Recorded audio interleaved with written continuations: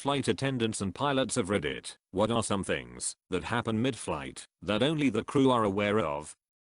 We sat in a backed up queue for hours in Denver one time. The weather had the airport socked in. Nobody was going anywhere until this giant supercell cleared the end of the runway.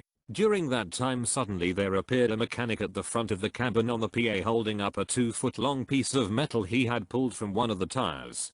He explained if the plane hadn't been sitting waiting he might have never spotted it. It could have come flying out during takeoff roll and penetrated the plane's wing, igniting fuel, or whatever.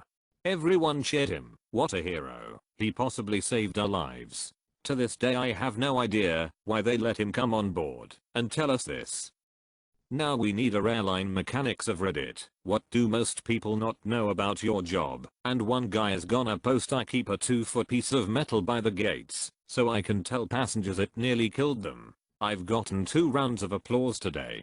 There's a special frequency called guard that all aircraft are supposed to monitor. It's for emergencies or for when an aircraft ends up on a wrong frequency and the controllers need to get contact with them to change them to the right frequency. It's full of pilots meowing at each other and people accidentally asking for gate assignments and making other radio calls. You're saying that all pilots have a super secret Discord server where they shitpost all the time? Oh yes, and it is filled to the brim with shitposting. That's next level shitposting. I love it. There's often the guy chastising people for misusing guard, but that just results in more meowing and occasional Wookiee noises. It's the VHF version of YouTube comments. My uncle was a pilot. He says that most people don't understand how much of the airplane is run by computers. The pilots are necessary, but a lot of the element of flying are automated nowadays. There's a joke about the Airbus A380 that goes the A380 comes with a pilot and a dog. The pilot is there to feed the dog. The dog is there to bark at the pilot if he tries to touch anything. I've heard the more violent bite the pilot, but bark works too. That's so weird. My dad was a commercial pilot, and he said the opposite. You might use a computer to help you do your job at work, but does it replace you? No, it just assists you do your job better. The scariest moment of my days when the FAR opens the internal back door of the closet we all throw our overpass bags in without calling us in the flight deck first. That ding and master caution gets me every time. Sounds like the Q400. Either the FAR opening the door in flight or a passenger who seems to think the door very clearly marked no entry as the bathroom and sets off the master caution because the FAR forgot to lock the door. Relevant Q400 review. Pilots are on their phones or reading the newspaper all the time. Oftentimes they're browsing Reddit. Okay, that's the part that scares me. I'm a pilot and I'm browsing Reddit right now. Ooga booga booga. That's not really scary, autopilot. I got to ride in the jump seat in the cockpit of a commercial jet when I flew standby and the regular seats were 100% full. This was back in the good old days when times were simpler. Anyway, I remember when the pilots were done dealing with Takeoff they both opened full newspapers that covered the entire instrument panel. They took a peek every few minutes. Pretty funny.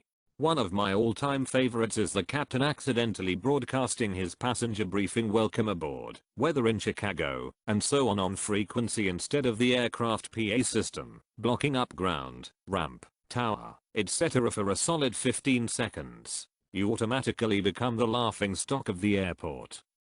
Heard a pilot give an arrival PA to the cabin on 121.5 about 20 miles outside of my airspace once. Checked in 10 seconds later. Told him it was the finest PA I'd ever heard on guard, but he might want to give it again. Definitely didn't find it as funny as I did. As an air traffic controller we are constantly swearing and yelling at pilots when we're not on the frequency, and then when we key up we use our nice guy voices. Instrument student here. For practice, once instructor had us pick up a clearance in the air to transit the Bravo and SFRA over Baltimore during a southwest rush. Controller sounded only a little dismayed, but I could feel the hate waves emanating from Warrenton. At my local Class D the Chinese students sometimes make the controllers yell on frequency, and I don't blame them. When a guy can't understand instructions and there's 7 in the pattern it's rough. Don't fly with an ear infection or fluid in your ears. There is a chance you can rupture your eardrum. Flight crews are especially susceptible to this, since we are constantly going through pressurization and depressurization when we work. I used to travel a lot for work, and I made this mistake thinking I wasn't that sick. I could feel the pressure slowly leave my inner ear during ascent. During descent my ears wouldn't equalize, and I thought they were going to implode. That was a very painful 5 days of antibiotics, while I was waiting for the infection to go away enough that my ears could equalize again. Former flight attendant here. Landing gear got stuck on descent. We flew in circles for ages just waiting to find out if we needed to crash land or not.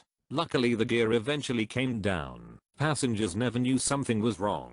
One time I accidentally spilled coffee creamer on a bald dude's head while he was sleeping during service. Myself and everyone around him silently agreed to say nothing. He looked as if a bird pooped on his head. I still feel guilty about it. Never drink the coffee. I have never seen those machines cleaned. My cousin is a flight attendant. It's not mid-flight, but airplane lines will fly attendants all over the country just in case they're needed elsewhere. My cousin had to fly out from Portland to Seattle and some other places all in one trip, never having to work. Also, if you are sick you have to show up anyway and let the people in charge decide if you can fly or not. If you don't, you get 3 warnings then you're fired. I've had a flight delayed because they were flying in more flight attendants. His flight was also delayed. This was like 2 days after the underwear bomber. Flying Paris, Seattle. Normal uneventful flight. I don't think there was Wi-Fi available on the flight. When we land, we are greeted by tons of heavily armed National Guard, police, WhatsApp, K9s. The Paris terror attacks happened about an hour or so into our flight. Passengers had no idea that the attack had happened until everyone got cell phone reception and floods of "Are you okay?" texts. I assumed the crew knew the whole time as soon as it happened. Never said a word about it. Seems the most common thing passengers might be unaware of is the transport of dead bodies. Apparently it happens a lot.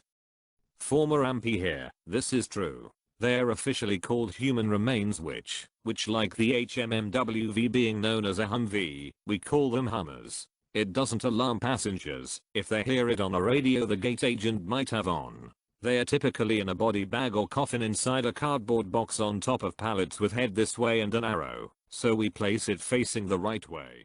Not sure if it's been mentioned already. I was learning to be cabin crew at college, and in the event that someone dies on board, the CC cabin crew make it less obvious that they have passed. Put glasses on them, maybe a hat. Essentially dress them up as subtle as possible, to not alert and or panic the other passengers. Please don't disturb my friend. He's dead tired.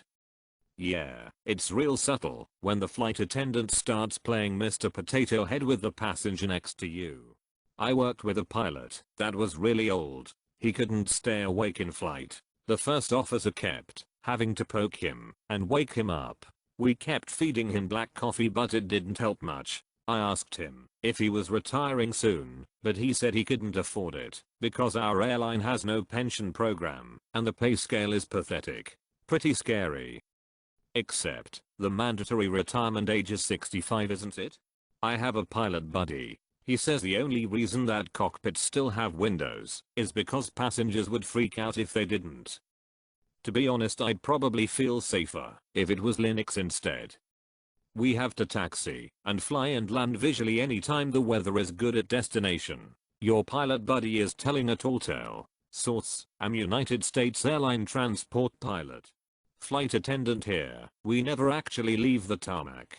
People think we're flying, but we really just have big screens that cover all the windows to make it look like we're in the air, but in reality we just shuffle the planes in and out of one hangar that is behind the airport that you can't see from the road.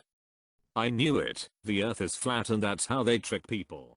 Pilot here. Most of the time the passengers are not given the full answer on why a flight is delayed or cancelled. Airlines will typically blame cancellations on unrelated events, weather instead of mechanical issues, so they don't have to pay for hotel rooms, meals, etc. Also, chemtrails are not real. For those of you who believe they are real, give your head a shake. Far here. Crop dusting. Basically farting whilst we walk down the aisle due to the bloating. If you fly frequently, there's a high chance an FA has farted right by your head as they walk down the aisle. This is another reason I always go for the window seat. This is another reason I always go for the aisle seat. Saw inside a cockpit when we flew back home from Orlando to Norway and the pilot was asleep. I kinda freaked out for a second, but the attendee said it's normal. It freaked me out too much. Then the second co-pilot waved at me and said hello in some other language. No buildings coming scarily close. My friend is a flight attendant. She told me they change their emergency code words every few months. Once an emergency code word could be something like marvelous is used by a crew member when speaking over PA to pilot. Pilot will automatically lock cockpit and not open the door again no matter what. We might purposely get you stuck in a loophole where for 5.5 years it seems like we are flying for 2 hours and you don't age at all, putting you all into weird and extraterrestrial states where you hear and see things and are chased by the government and conspiracy theorists until you die. I've had one near collision in my 11-year airline career, but have had a few TCAS traffic avoidance collision system warnings where the other pilot or myself, depending on who was flying at the time, have had to comply with the airplane's instructions to climb or descend to avoid another airplane. Ex-ground crew here. On a Boeing 777-300 near the back galley, there is a hidden door that is approximate 24 wide. Once you open that door, there is a small staircase that brings you to the crew rest area, where there are a few beds. A lady who was feeling very ill crapped her pants mid-flight. A very kind FA managed to get her covered in a blanket and into the bathroom with barely anyone noticing, and then gave her a pair of her own pants to wear, so she wouldn't be embarrassed.